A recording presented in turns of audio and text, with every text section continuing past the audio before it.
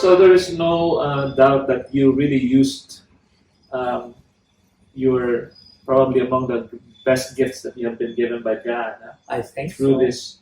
through these ministries that you were given, or the platform of ministry you were provided. Um, is there something else?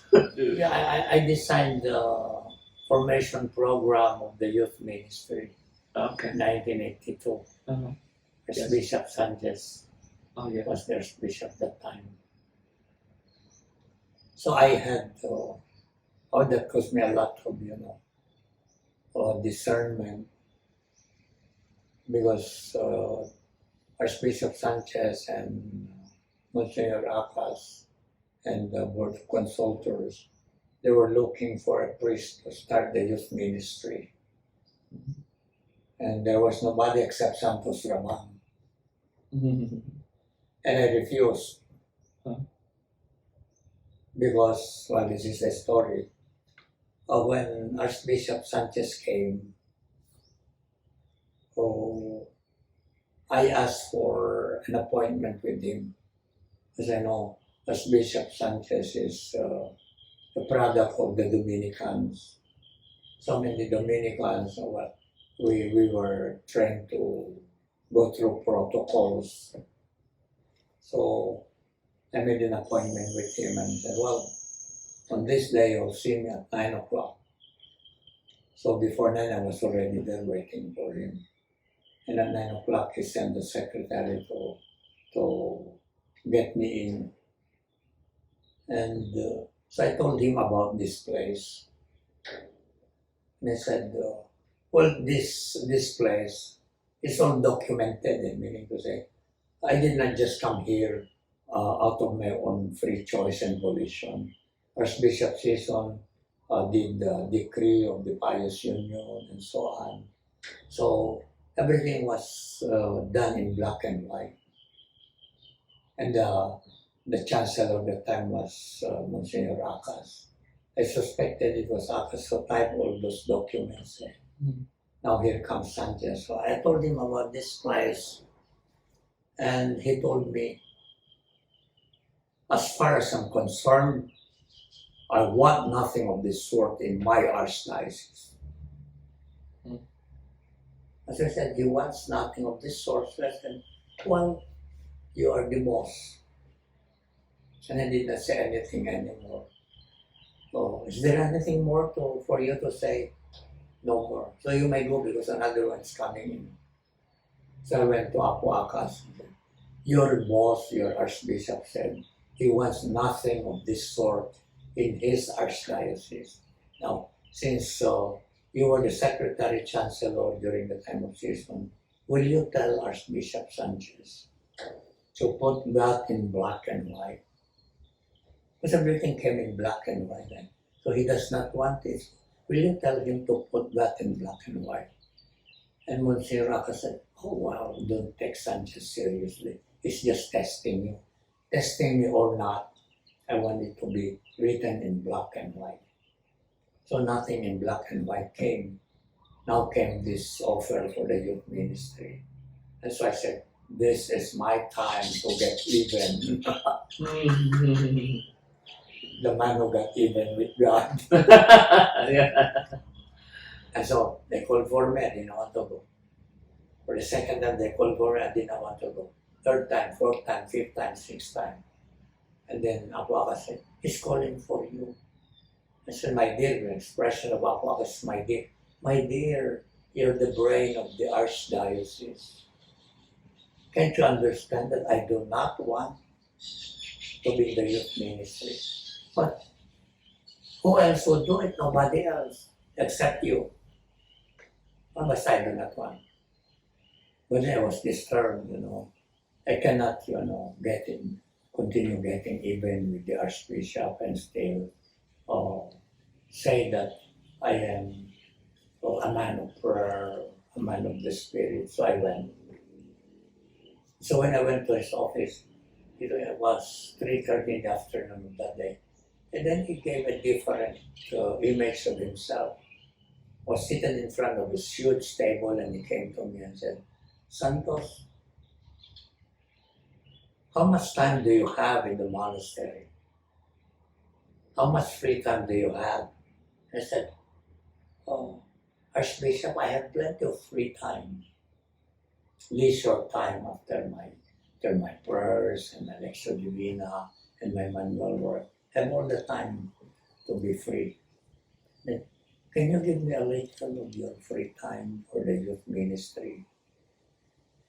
Because I was so touched, you know. It was a different image now, and I told him, well, actually, I am at your disposal. But then inside me, I said, oh, because you said this at the beginning, I'm not the type of person who can be threatened, you know. But I did not say it. I told that. I said, yes, okay. So I started. Then from then on, we became the best of friends. Then he would call for me and then hand me a check of 50,000. This is a gift to me. I signed it already. You cash it at the bank and you use that money for your own needs. Then he would give again another 20,000, etc., etc. And then he was telling me his story that, somebody was paying for my studies in the seminary and to earn money for my own personal expenses. I would join essay. He's a writer. Actually, he wrote some of the speeches of John Paul II when he came to the Philippines. And so I would win in the essay writing contest. 200 pesos was big enough at the time. Then he was telling me that he was helping many poor people, but it was not known to us. Actually, the image projected by the priest is to be in with Sanchez, you have either to be rich or intelligent. If you are neither of the two, you cannot get into his life. And so I told them, no, that's not true. You try to talk to him because you don't bother to go to him. And he was the one who wrote a decree of Christ of the Desert as religious institute of the diocesan right after consulting Rome. All the time I had 3 young men with me who were applying. And so then Bishop Lopez was the auxiliary bishop. And when Sanchez went to Rome, was called to Rome, Bishop Lopez was the delegatus ad omnia. But then before he left, Sanchez wrote the decree instituting Christ of the Desert Monastery as a religious institute of diocesan right. And then at the bottom of the decree, founding Abbot, Reverend Father Santos Rabang. But then he was leaving, so I said, well, I will leave that to Bishop Pat to do the abbatial blessing for you, so that you can start the processes of the monastery without much ado. So it was in January 4, 1986. It was supposed to be Bishop Lopez who would bless me as the abbot of the monastery, but then he met a car accident. So through Apo Akas, he said, choose between the 2 bishops to give the blessing for you. Bishop Odilo Espiller of Abra or Bishop Abaya of Laban. Well, my feeling was for Bishop Espiller because he was my rector in the minor seminary. But then he said German. No, he knows Ilocano, but it's the German Ilocano. And I wanted the abbatial blessing to be in Ilocano. So I opted for Bishop Abaya. He came to bless me. So that's how the Christ of the Desert Monastery became now a religious institute. And when these young men who were with me started to live one by one. And so I said, so I am an Abbot Nolius. The one, there's a Bishop Nolius. He's a bishop, he has no diocese. So, or titular diocese in some cases. So Abbot Nolius. Then I started to was discerning, maybe this is really what you want me, maybe to live a life. Was I wrote something about the hermitage. So maybe this is what you wanted me to be all alone, to be a hermit with some occasional, interaction with the world and people who come here. And so I would not hesitate. And then in 2014, 2015, they were about to shut down the DCNS radio station because it was not making money and it had a deficit of 4,975,013 centavos. So Archbishop Salgado and Bishop William Antonio thought of giving me the directorship and the management of the radio station in the hope that I'll be able to revive it. Mm-hmm. And I said, well, we'll accept in 3 terms. Yeah. I'm not going to pay for the deficit. I'm not going to earn money to pay for the deficit of the radio station. So I begin with 0. And then the management must be directly under me, not the finance administration of the diocese. But I will report every end of the month. And then whatever debts this has incurred before I took over, that will be the responsibility of the archdiocese. So I was able to make DCNS functional, and it was making a good and earning money. But then in 2020, including the catechetical ministry, I wrote a formal letter to their bishop. I'm now 80 years old. So I'm an overstaying alien. I should have been relieved of all this work when I was 75 years old. And then, so I'm resigning. So that ended my pastoral work with the archdiocese. Mm-hmm. It's a very rich and robust landscape of a ministry for a consecrated religious Benedictine like you. Yes. And it is multifaceted in every way. Yes. So God really used every inch of you, every aspect of your person, your gifts and abilities, and your talent, your knowledge. So when I was relieved from the catechetical ministry and this and that's the time we did the Facebook ministry here. So my daily masses and the daily rosary and the daily faith education, which it's world over. Mm-hmm. That's like what I was telling you last, was it yesterday? Last time. Yeah. So my parish is the world. Right. And it's a good thing. I pray for all those who have crossed my life, wherever they are, and I consider them my big spiritual family. Mm-hmm. And I pray for them every day. I cannot name all of them, or maybe many escape my memory, but the Lord knows I pray for them. It's the first petition I do. Mm-hmm.